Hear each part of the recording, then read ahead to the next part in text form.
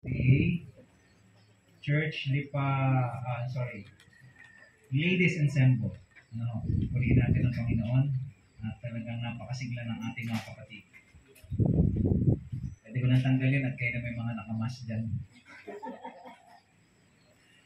Salamat din at purihin ang Panginoon na Pastor Edelson sa iyong ibinahagi. Akala ko may alas 12 nga. Talagang mahusay at makata ang inyong matanda sa iglesia dito.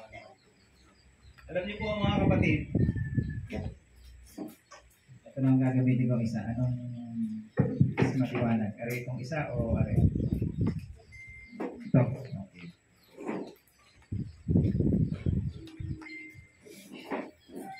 Alam niyo, last Sabbath, ako po ay na-miss ko po ang ating anniversary sapagkat ang inyong lingkod po ay simula ng Miyerkules hanggang Linggo ay nasa Iloilo. Ako po ay nakasama sa pag-attend ng tri-union ng Literature Evangelists. Si Ate Flor at saka si Kuya Edwin ang ating mga kinatawan sa church sapagkat sila po ay mga LE, credential. Ate Burley.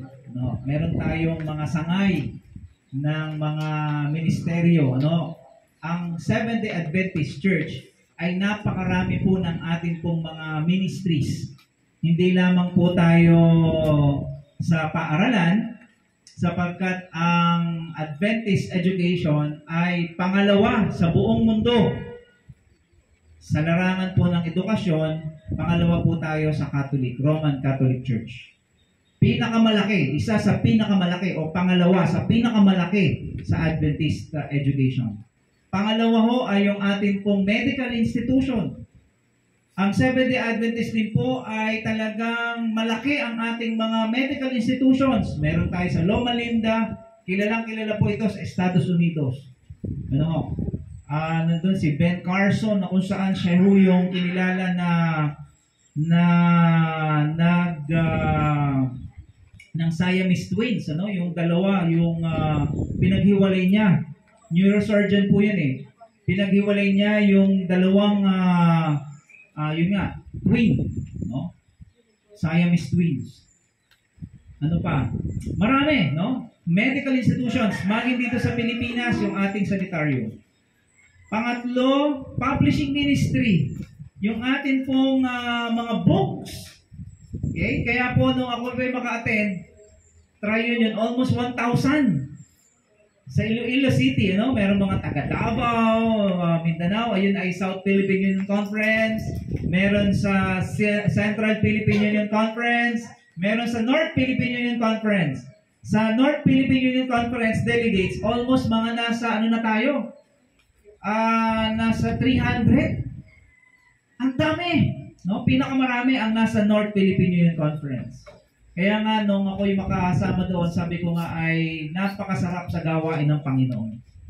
Kaya nga kung kayo po ay, kung nais nyo po sa gawain ng Panginoon, kayo po ini-encourage ko na makilahok sa gawain ng literature evangelist sapagkat this is the work second to none. Ano ba ang none? Brother Edelson, pag sinabing none, ano yon? Zero. Di ba? The word second to zero is first. Nakalagay dito sa una yan, Christ. First. The work second to none, ang ibig sabihin nun, this is the first work. Bakit nagkaroon ng Seventh-day Adventist dito sa Pilipinas? Sapagkat meron pong pulpultor na dumating dito sa Pilipinas at ipinahayag niya ang mensahe. At naitayo ang Seventh-day Adventist noong 1905, 1906. Mga minamahal mga kapatid. Kaya po, sa umagang ito, ako po ay nagagalak.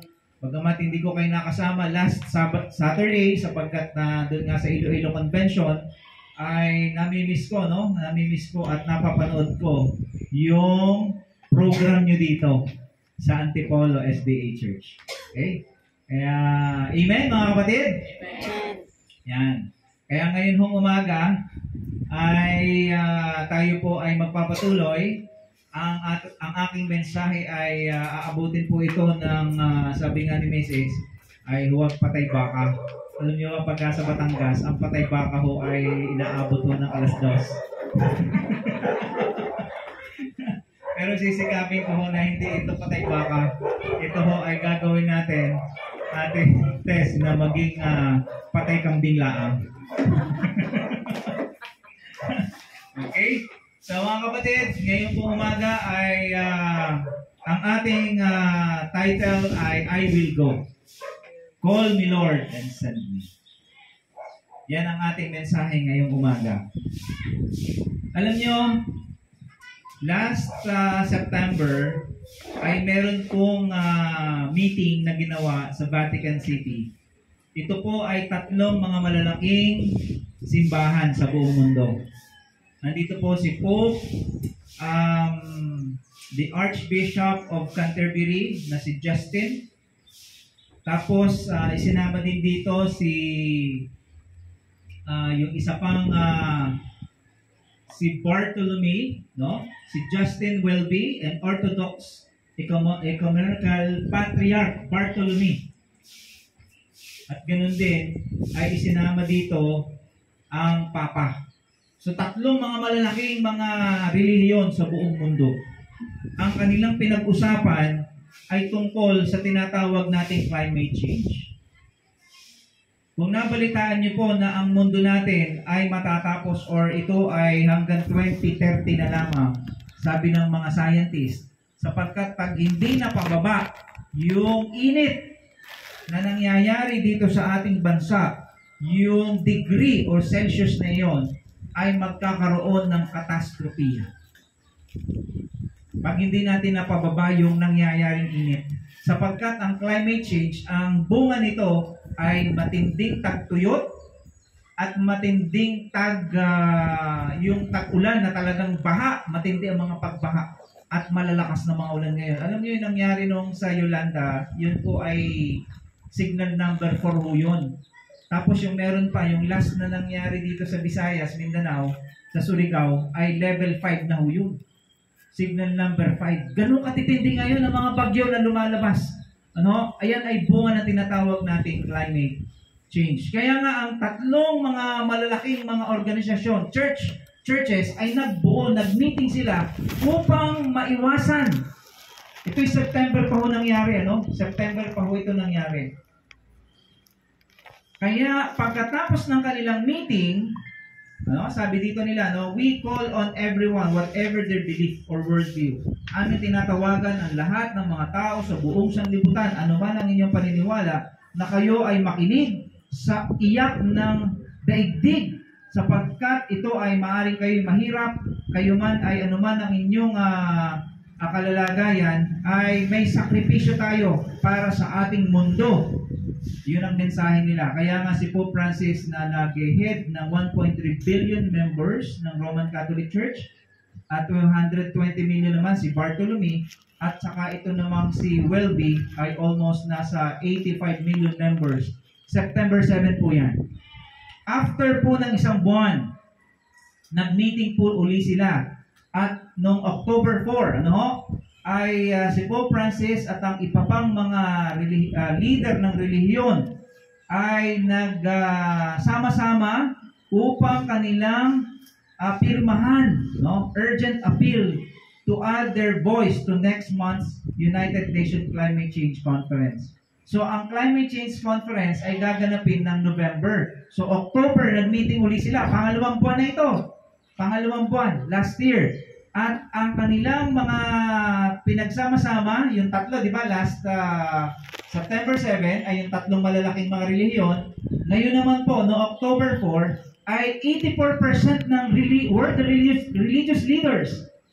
Ito ho ay mga representatives mula sa Islam, representative mula sa Judaism, Hinduism, Sikhism, Buddhism, Confucianism, Taoism, Zoroastrianism, and Jainism. Lahat halos ng mga relihiyon ay nagtungo doon at nag-meeting. October 4 po ito.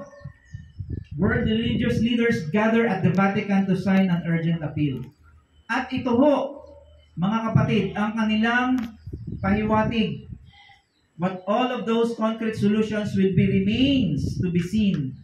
Sang-ayon dito, maraming mga Kristiyano at mga Hudyo na mga leader at even mga atheists, ang kanilang sinuggest ay magkaroon ng Green Sabbath or Climate Sunday. Kaya mga minamahal mga kapatid, the object is to shut down industry one day a week to reduce emission and to let the planet rest. Ito naman ay sinabi ni Do Bachelor sa kanyang page. Kaya tinatabayanan ko yung mga sinasabi doon ni Do Bachelor. Ito ang relasyon, mga kapatid, ng tinatawag nating climate change sa Sunday law. Sapagkat yung isang araw na yan ay maaaring ito ay isasara lahat ng mga industriya para makapagpahinga at makahinga ang ating daigdig. Noong nakaraan din lamang po na December, ang United Arab Emirates, alam po natin na ito po ay Muslim na bansa. Last 2019, bumisita ho ang Papa sa United Arab Emirates. 2019 yon.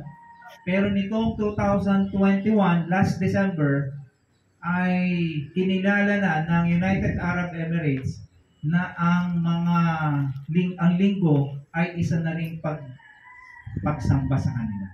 Isang Muslim na bansa, subalit kinikilala na nila rin na ang pagsamba ay tuwing linggo na rin. Mga minamahal na mga kapatid. Kaya ito po ay ilan sa mga palatandaan. Noong December 31,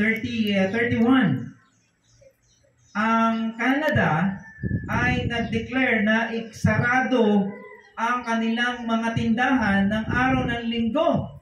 Bakit nila isasara? Sapagkat ito ay may kinalaman sa pumasok na COVID-19 at marami ang mga nagkasakit. So para maiwasan yung mga pagkalat ng COVID na ito ay saraduhan tuwing linggo ang mga malls at lahat ng mga tindahan sa Canada, sa Quebec. Mga minamahal na mga kapatid. Sang-ayon sa WHO, binalaan tayo na ang COVID ay halos tatagal ito ng 5 pang taon. So nagsimula ito ng 2020, 2021, 2022 na po ngayon.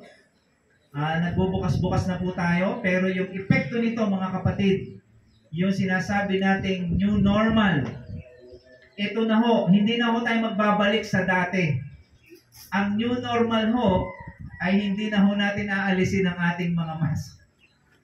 Magkakaroon tayo ng mga physical and social distancing. Lahat, no? Kahit pagbalik natin na face-to-face sa mga paaralan, limitado pa rin, kinakailangan pa rin ng mga ganito para sa pag-iingat. At ganoon din, isa rin dito na isinasama nila ay ang pagbabakuna upang maingatan lahat.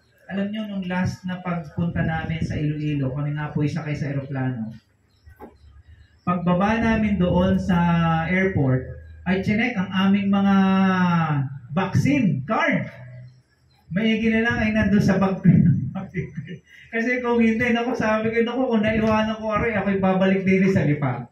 Talagang yan ang napaka-stricto ho ng mga lugar na hindi ka makakapasok doon sa kanilang airport kapag wala ho mga ganitong mga protocols.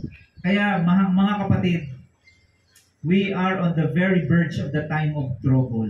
Tayo ngayon ay nasa pintuan na, napakalapit na po natin sa panahon ng kapighatian. At ang mga dumarating na mga pangyayaring ito ng kapighatian ay hindi natin pinapangarap kailanman, mga kapatid. Pero ito'y magaganap sang-ayon sa hula, page 12 ng huling araw. Last day events, page 12. We are in the very verge. Kaya nga, ito na ang tamang panahon.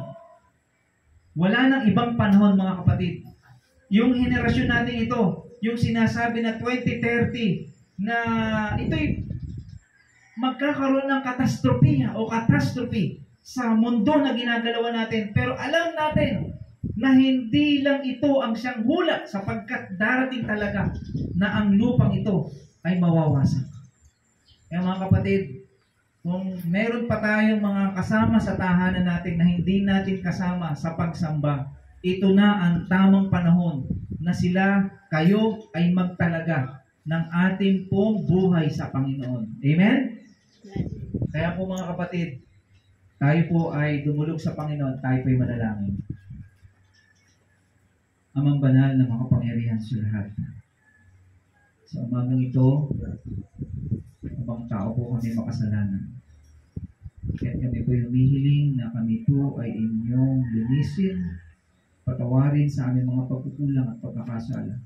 Buksan ang aming mga puso at isipan upang ang mga mensahe na ito ay mapatanim ng malalim sa aming puso at isipan, maisakabuhayan namin, maihanda kami sa inyong nalalapit ng pagdating. Batid namin dakilang Diyos na ito ng mga palatandaan ng inyong malapit ng pagdating. Ihandaan ng mga puso, italaga ang bawat miyembro ng iglesyang ito ng Antipolo. Pagpalain po ang kanilang mga sambahayan. Ito po ang aming hiling at dalangin. Alaala po lahat sa pangalan ni Jesus. Amen. Binasa po kanina ni Ate Merly ang mga talata. Magandang mga talata na ito isang babala sa ating lahat. Tayo po ngayon ay nasa panahon ng huling kapanahunan. Na binabanggit dito sa talata sa Biblia na ito ay, ang sabi ay, ngunit unawain mo. Napakahalaga, Pastor Edelson, itong word nito, no? Ngunit unawain ninyo. That in the last days, na sa huling panahon, yung tinutukoy nating huling panahon, ang sinasabi dito ni Pablo ay hindi lamang yung ating panahon na sa ngayon. Kundi ang tinutukoy dito ni San Pablo ay yung panahon na sangayon sa kaniya ay sa talatang 5, ang sabi dito, no? Ngunit unawain mo na sa mga huling araw ay darating ang panahon ng kapigatian. Darating ang panahong mapanganib. Ay nanonood kagabi ng ay nagpassing doon sa aking cellphone yung merong mga dinudukot ng mga babae, no? Una ay sa may Las Piñas, yung isa naman ay dito naman sa may Bacoor. Sabi ko, ba, ay talagang palabas na, patapos na si Duterte, ay may mga lumalabas na ngayon ng mga gumagawa ng mga krimen, ano ho? Kaya sabi ko ay kinakailangan tayo po ay mag-ingat sapagkat tayo ay nasa panahon ng kapigatian. Tayo ay dumarating na sa panahong mapanganib, mga kapatid. Kaya kayo, yung mga kababaihan sa ito, kahit kalalakihan, huwag na kayo munang maglalabas. Kayo ay kung kinakailangan, mag-curfew na kayo. Mag-set tayo ng curfew sa ating mga tahanan. Bilang mga Adventista, tayo ay maging maingat sapagkat tayo ay nasa panahon na ng mapanganib, panahong kapighatian. At talatang 5 na may anyo ng ngunit tinanggihan ng kapangyarihan at lumayo ka rin naman sa mga ito. Ibig sabihin mga kapatid, yung tinutukoy dito, Kuya Elden, na last days, ay hindi sa panahon natin. Yung tinutukoy na last days na sinabi kay Timoteo ni San Pablo, ay kanilang panahon. So, ang huling panahon ay nararanasan na nila noon. Sapagkat sinabi sa talatang 5, ay layuan mo rin ang mga ito. Present tense. Brother Edelson, kumbaga sa Greek ay present tense siya. Hindi siya future tense. Ito ay present tense. Nararanasan ng mga tao nung panahon ni San Pablo at ni Timoteo yung sinasabing huling panahon. At ano itong kapigatian na ito? 18 ang tinukoy dito, mga kapatid. Ito isang babala, no, ni Pablo, ni San Pablo, na kung saan mapanganib ang panahong darating, kapighatian at kasamaan. No? At sangayon dito ay ang parirala na sa huling panahon ay akala natin na ito ay yung panahon natin ngayon. Subalit ang sabi dito, ito ay isang paalala na ang huling panahon na tinutukoy ni Pablo ay nararanasan na nila noon. Yung panahong ito, kung si Pablo ay noong AD 60 or AD 40, dahil si Pablo ay apostle to the Gentile. Yung 12 apostoles ng ating Panginoong Jesucristo, sila po ay mga binitay. Mga kapatid, yung 12 alagad ng ating Panginoon, binitay sila.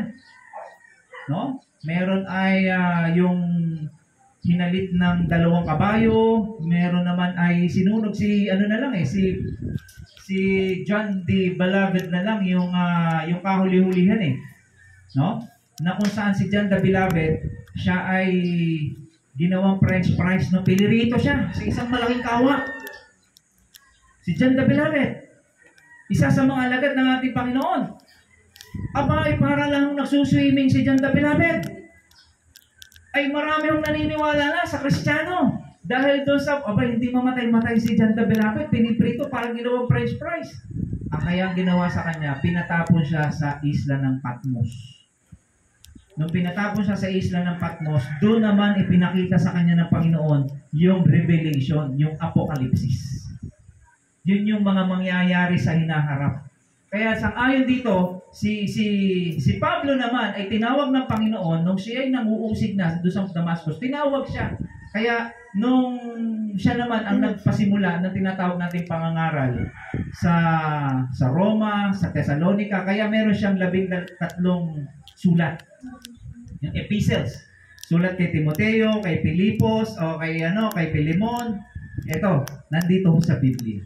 Kaya mga minamahal na mga kapatid, sa huling panahong ito, ano po ang ating pong stand?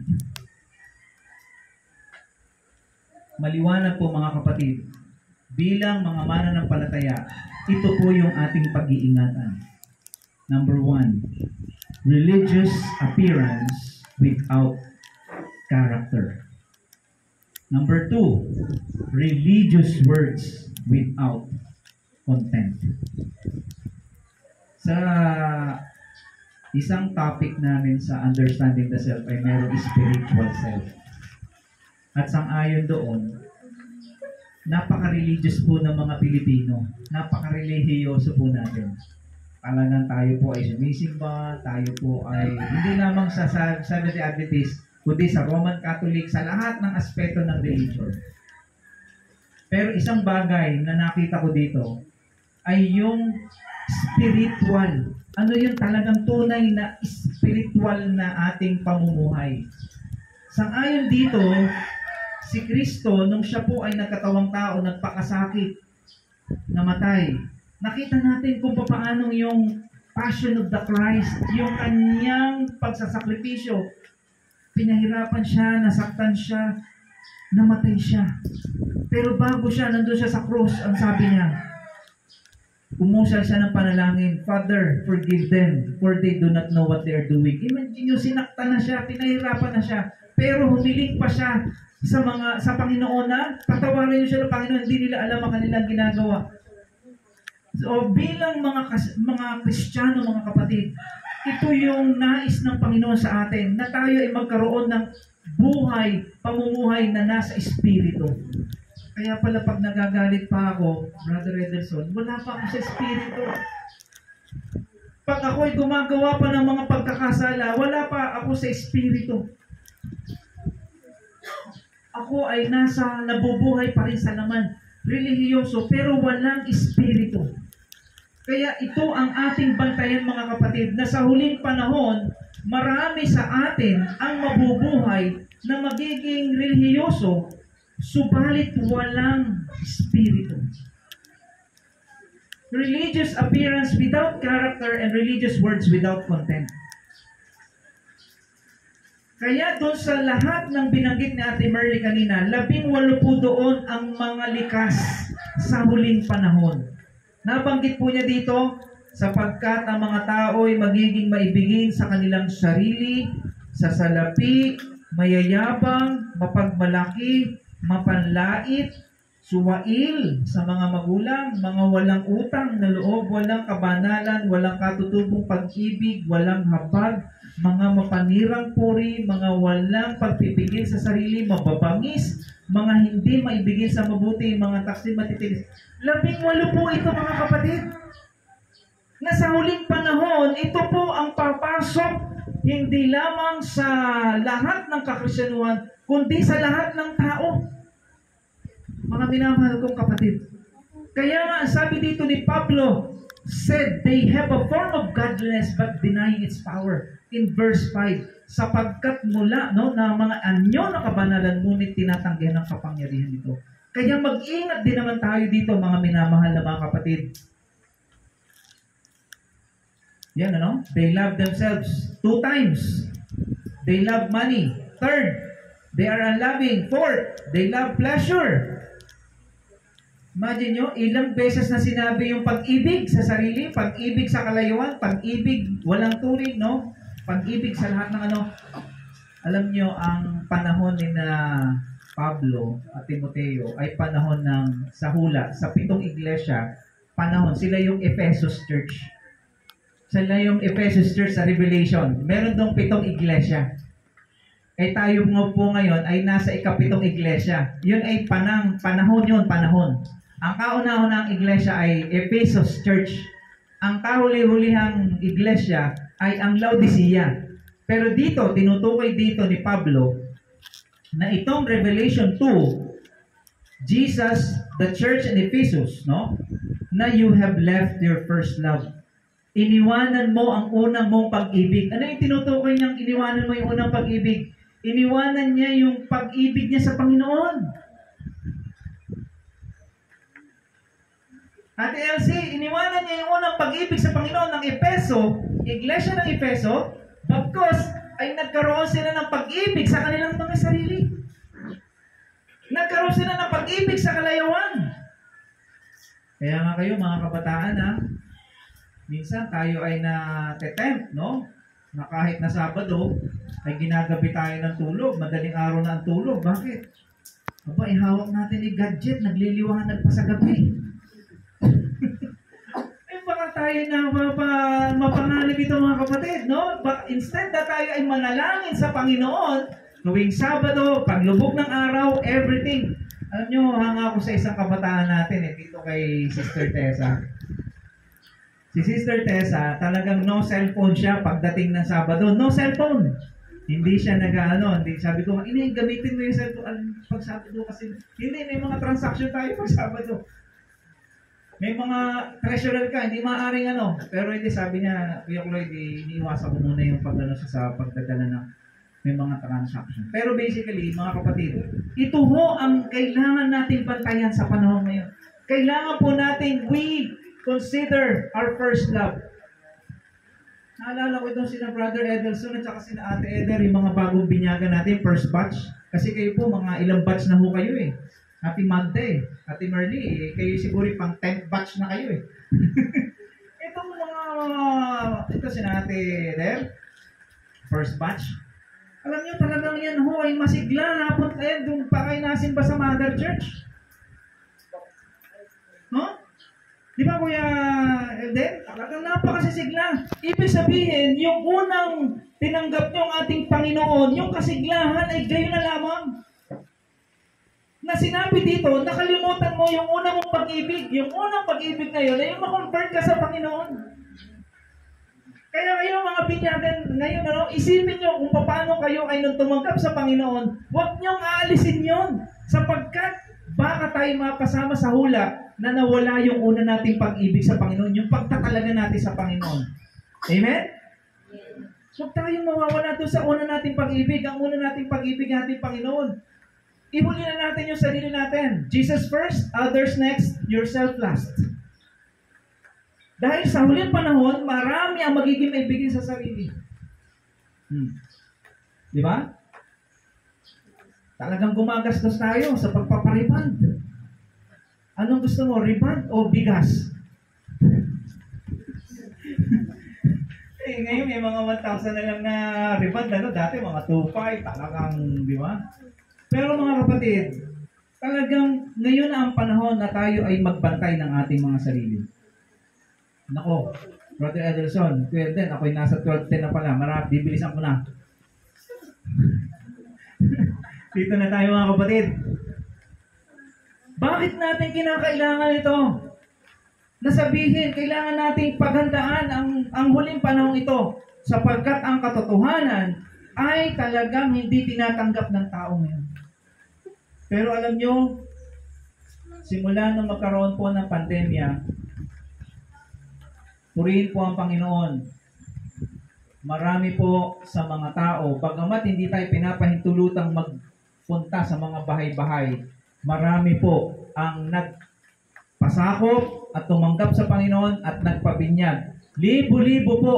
Dito po sa Southern Asia Pacific Division, talagang napakarami po na nagpasakop po sa Panginoon. Amen?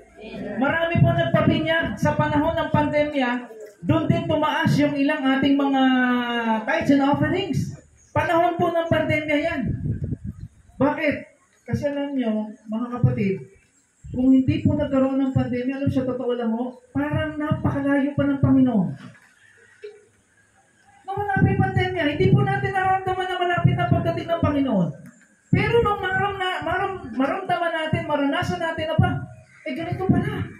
Lahat tayo ay lockdown, wala tayong ay mahalaga lang para sa atin ay talagang, yung kaya nga iba natin mga kapatid, nag-country living na eh. Sapagkat talagang ito na yung panahon na malapit na ang pagdating ng Panginoon. Napakalapit na ng Panginoon. Na marami po sa atin ay parang napapalayo sa Panginoon sapagkat puro kalayawan, puro tayo sa ating sarili, puro tayo mapanganib mga kapatid. Tayo po ay nasa huling panahon na. Kaya ang katotohanan, alam nyo, kaya ang ating church po ngayon, kahit na hindi po natin napapaganda pa masyadong church natin sa Mother, purihin po ang Panginoon. Ito ang ating church dito ay organized na. Amen? Palakpakan natin ang Panginoon, no? Napakabuti ng Panginoon. First year, nag-anniversary na kayo. Ang mataas na kahoy, ang bali sa balita, no? Kahapon, ay almost nasa 50 plus to 60 plus ang mga nakikinig. Umaattend sa gabi-gabi. Kasi nung first night, ang Mother Church ang assign, ay ang assign ay mga 20 lang yung mga visitors. Pero pagdating nung second night, abay 43. Tapos pa third night, hanggang nagse-70 na mga kapatid. Yung mga kapatiran ho natin ay sa labas na ho natayo. Ang mga nandun lang ho sa loob ay yung mga interest.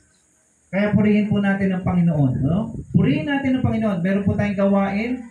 Nandun ang grupo ni na Brother Rod, Kuya Jerry, at saka si Kuya Romel. Pangatlo, yung balete. Ang balete, nandun naman sina Sir Emer ngayon. Okay? Nandun ang ating grupo ng Laes. Kaya ho talagang ang ating church, ang mga natitira na lang ho, kakaunti. Sa ating church. Kasi katulad ako ngayon, wala ako dun sa church, no? Meron, nandun ang aming mga anak, naiwala na namin doon. Kasi pagka na umalis pa sila, naisama namin dito, baka kakaunti na ho matira doon. Kaya missionary church po tayo mga kapatid.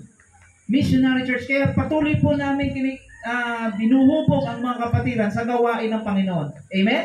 Amen. Patitibayin natin ang ating mga kapatiran. Kaya nga katotohanan, the truth is rejected. Hello, mic test. Hello, mic test. Yan, okay na. Truth is rejected willfully. Lies are supported. Marami ngayon, ang katotohanan ay hindi tinatanggap. Pero purihin ang Panginoon. Bakit? Sapagkat sa live streaming na nangyayari ngayon, marami po ang tumatanggap sa Panginoon. Hope Channel at iba't iba pa. Imagine nyo na lang ho, yung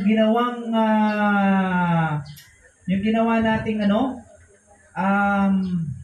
tawag doon, bayanihan sa Balete. Sa Balete ho, binag-video sa Hope Channel. After 2 months, mayroon ho nagpadala 50,000 galing sa Amerika. Hindi po natin kilala. Pero yun ay nagpadala dahil napanood sa Hope Channel yung video. Imagine nyo mga kapatid. Kaya napaka ng gawain natin sa pamamagitan ng live streaming.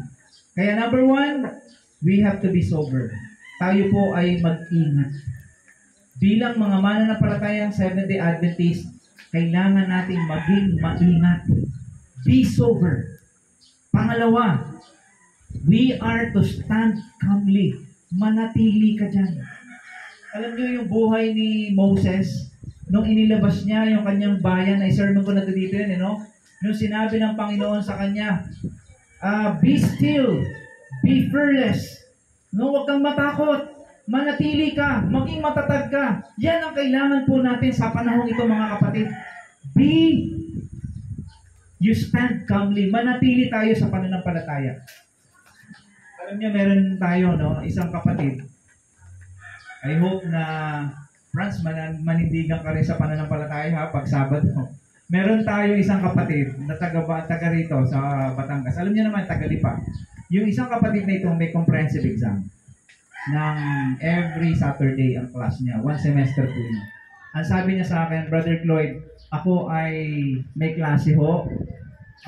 Pwede po ako mag-request sa inyo ng letter. So, yun po ay ginawa namin ng letter. Pinirmahan ko, ng, kasi ako po yung advisor ng Amicus nun sa Bat State yung main campus nun.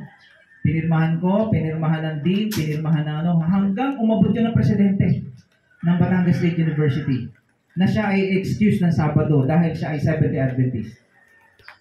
Alam nyo, approved sa president ng school. Nung may balita sa akin ng kabataan natin na ito, sabi niya, Sir Cloyd, okay na po sa president. Yun nga lang po, ang professor namin, ang availability ay Saturday. Pero inalaw niya na po ako na hindi pumasok. Pero tuloy po sila sapagkat yun lang po yung time nila. Pero inalaw ako ng teacher ko na hindi pumasok. So hindi siya pumasok. At alam niyo nangyari, one semester hindi siya pumapasok, binibigyan na siya ng mga modules, etc. Alam niyo, after the semester, nanindigan siya sa Panginoon, ha? Nanindigan siya. He stand calmly. Nanatili siya sa Panginoon. Alam niyo, sabi niya sa akin, Sir Cloyd, nag-exam po kami at ako po yung top 2 highest po sa aming klase. Amen? Alam niyo kung sino po itong kabataan ito? Si Brother Kenneth Pahilan, anak ni Brother Danny Pahilan. Siya po ngayon ay electrical engineer na ngayon. Manatili ka na sa pananampalataya. Huwag kang mag-doubt, huwag kang magkakaroon ng pagdududa sa Panginoon. We are to endure hardship. Kailangan nating mapanagumpayan yung mga pagsubok. Alam niyo, ang dami na namin naranasan sa buhay. May tumarating, nung nagsisimula kami noon. Kasi, nung first 2 years namin, wala pa kaming anak noon nagpakasal kami, 25 years old kami. Pero huwag mong gayahin. 25 years old. Eh di kami parang may work, Work. Aboy, wala pa kaming anak. Kung saan kami napunta, talagang may savings kami, ganyan. Aba, nung may panganak na rin si Johan, naku, yung lahat ng aming mga ipon ay naubos. Ganun pala. Kaya din, pagka talagang nagkaroon ka ng anak, talagang ubos talaga yung pera mo, talagang napunta doon sa, ang aming gatas ay talagang pinakamalaking lata, ang binibili na. Ang pagitan ni Johan at saka nung si Yana ay 5 taon. 5 taon. Pagdating nung si Yana na, yung aming lata ng gatas ay hindi na malaki. Maliit na. Hindi na kaya. Hindi na kaya. Ay itong si Yeso, di 2 taon pagitan ni Yana at saka ni Yeso. Pagdating kay Yeso, ay box na.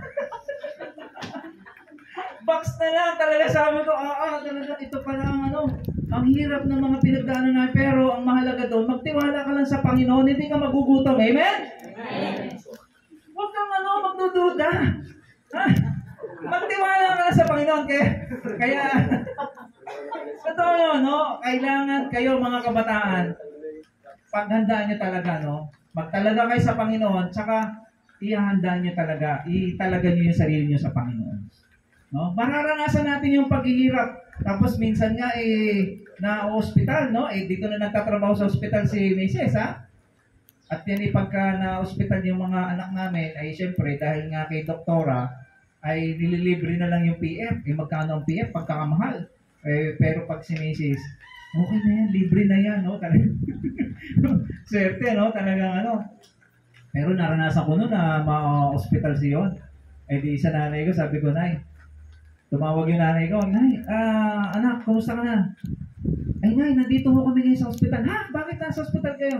Ay, sige. Magpapadala ako dyan. Imagine nyo, di ako nahingi. Hindi ako nahingi. Ay, talaga ako daw ay padadalhan at tutulungan ako ng, alam niyo, kaya pasalamatan natin yung mga nanay natin, ano? Happy Mother's Day sa inyo. Ha?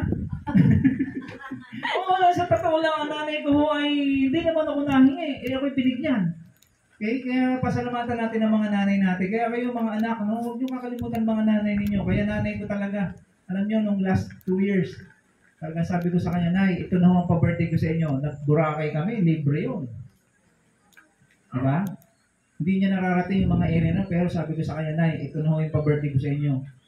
Tuwing umaga, doon sa hotel, 3 araw, 4 na araw yun, libre yung kain niya. Lahat, no? Ang saya ng ngiti, no? Pag nakita mo, halimbawa, si nanay na, ngumingiti, yun pala, wala na rin ngipin, ano? Pero, pinakamahalaga talaga yung mapasaya natin yung mga magulang natin, ano?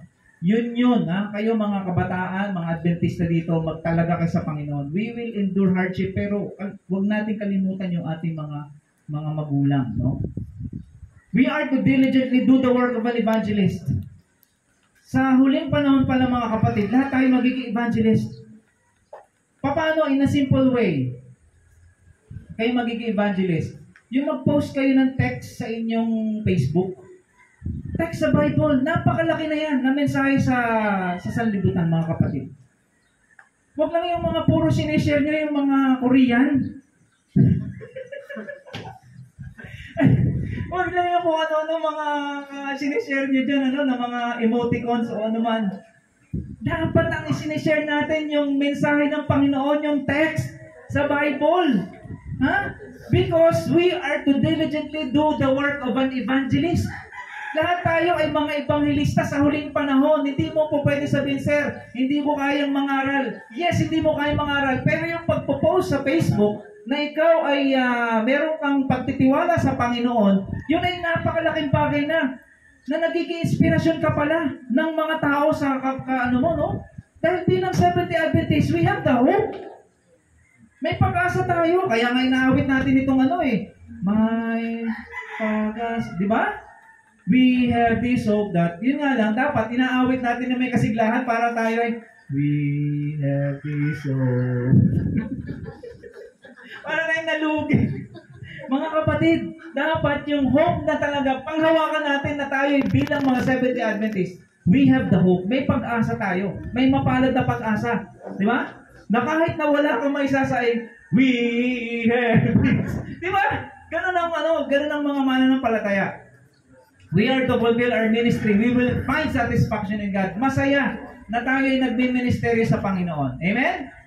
Alam niyo, ang dami naming na-test na sa ganyan, Wala na kami, halimbawa, may saing. Brother Edelson, dumating sa amin yan. Aba, ay may darating na kapatid. Sasabihin ni Brother Floyd, meron kami ditong mga kamote. Ay dinulutuin na lang, di na namin kakainin. Alam niyo talaga masaya sa gawain ng Panginoon, no? We are to fulfill the ministry of God. Our impact, pure and practical, bilang Adventist, being unique makes an impact. Sa totoo lang, being Seventh-day Adventist, na kayo ay manatili sa pananampalataya. Kasi meron dumating sa pestahan. No? Sabi ng isang Adventist, pwede ba hindi tayo kumakain ng ano yung maliit na hipon? Alamang. Di ba hindi tayo kumakain ng alamang? Kaya sabi ng isa, hindi pwede yan kasi maliit pa yan. Pag sinabing hindi talaga. Ha? Pag sinabing hindi talaga, pag sinabi ng Panginoon na ito hindi mga malinis at malinis sa pagkain, manatili ka talaga. Being unique makes an impact. Alam nyo, itong si Sister Tess, hindi alam talaga na sa hospital na siya ay Adventist. Kaya alam nyo, pag may mga gathering ho ang ang hospital, talagang pinag-iisipan, ano nga ba yung, hindi nga pala pwede kay sister, kay Ma'am Tess yung pagkain. Alam nyo, nagkakaroon ng impact. No? Being unique makes an impact. Pagka iba, yung hindi iba ka, kakaiba ka, nagkakaroon ka ng impact. Di ba? Ganun yan mga kapatid. Being pure provides a model.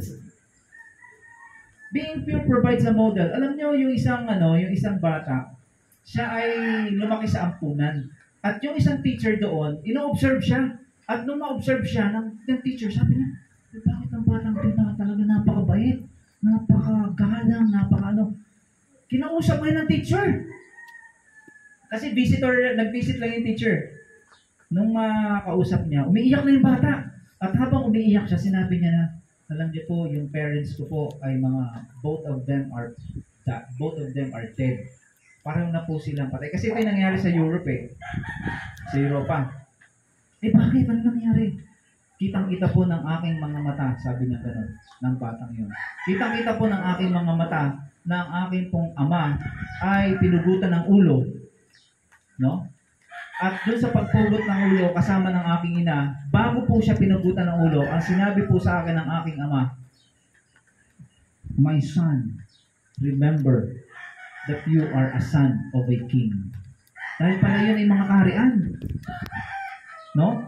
Niransak ang kanilang kaharian, nahuli yung king and queen, so pinugutan ng ulo, pero bago pugutan ng ulo, sinabi sa kanya ng kanyang ama, "Alalahanin mo anak na ikaw ay anak ng hari." Kaya yung kanyang tumatak sa isip niya na anak siya ng hari, na yung kanyang paggalang, yung pamumuhay niya bilang isang kabataan, anak siya ng hari. Naging mabuting bata siya, mga minamahal na mga kapatid. Kaya tayo mga minamahal na mga kapatid, Seventh-day Adventist, tayo po ay anak ng hari ng mga hari. We are the sons and daughters of the Lord of Lords and King of Kings. Amen? Amen. Kaya wag kang magdududa, no? Being pure provides a model. Nagbibigay ito ng pagiging huwara natin. Being consistent keeps us stable.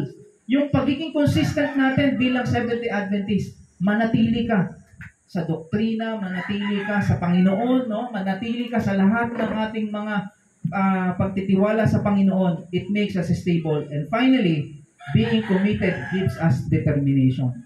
Yung pagtatalaga nyo sa Panginoon, yan ang siyang magdadala sa inyo ng determinasyon kung bakit tayo bilang mga Seventh-day Adventist. Amen? Kaya nga, God call us, send me. No? Lord, call us. Tawagin niyo po kami, Panginoon, at kami isugo ninyo, and we will go. Amen? Pagpalain po tayo sa huling panahon ito, na tayo po ay nasa huling panahon ng mapanganib at panahon ng kapigatian. Tayo po ay mananatili sa pangalan, sa kamay ng ating Panginoon, at kung magkagayon, gagamitin po tayo sa pagtatapos ng gawain sa huling panahon ito. Pagpalain po tayo. Yan ang aking dalangin sa pangalan ni Jesus.